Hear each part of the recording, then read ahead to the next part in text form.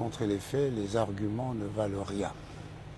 Il a beau développer sa légende sur l'appartenance d'une partie du territoire congolais au Rwanda, eh bien les faits historiques le contredisent. Et quels sont ces faits historiques? D'abord, la conférence de Berlin, qui a déterminé la configuration actuelle de la sous-région.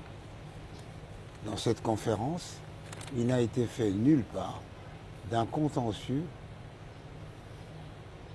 ou d'un conflit de terre entre la puissance belge et l'Allemagne concernant le Rwanda. Ça, c'est de un. Deuxième fait, c'est qu'à la proclamation des indépendances du Congo en 1960, le 30 juin, et du Rwanda et du Burundi, le 1er juillet 1961, il n'a pas été question, à aucun moment, d'un conflit ou d'un contentieux territorial existant entre le Rwanda et le Congo. Troisième fait, en 1964, je crois, l'Organisation de l'Unité africaine avait pris la résolution sur le principe de l'intangibilité des frontières héritées de la colonisation, pour ne pas embraser l'Afrique.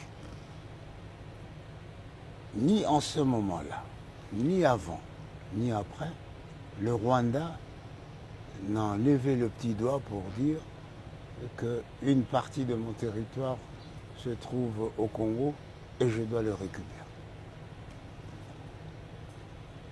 Le quatrième fait historique est plus accablant pour lui. C'est que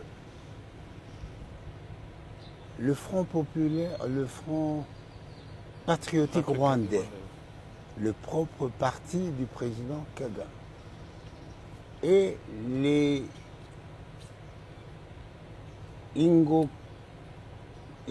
comment les fait Ingomati, je pense, c'est-à-dire le groupe de la diaspora rwandaise très actif dans les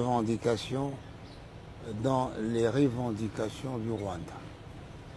À aucun moment, ni le FPR, ni ce groupe de diaspora n'ont mis la récupération du territoire du Rwanda au Congo comme un des credos politiques de leur organisation. Le président Kagame lui-même, en arrivant au pouvoir, il n'a jamais fait mention de cela. Et donc aujourd'hui, il est étonnant qu'il puisse développer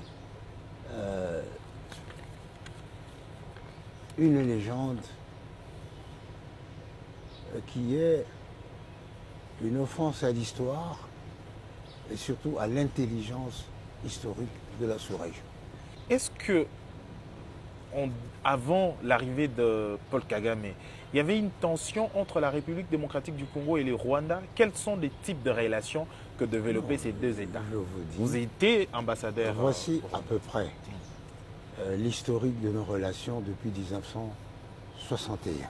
À suivre sur Info 243.